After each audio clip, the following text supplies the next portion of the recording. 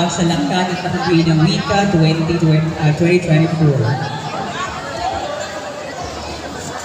Ang unang jurado ay nagdapos ng siya naging kasapi ng Public Information and Community Relations Officers Club taong 2019.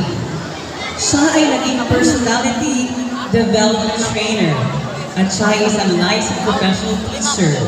Sa kasalukuyan, siya ay konektado sa Tourism Office LGU La Paz. Tayo. Ang ating kalawang taon.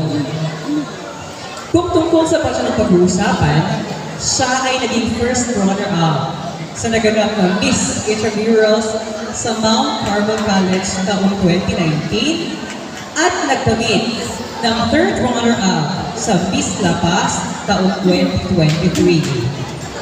Mga binibining noo ang ating kalawang jurado, si Binibining Mariel S. Mercado.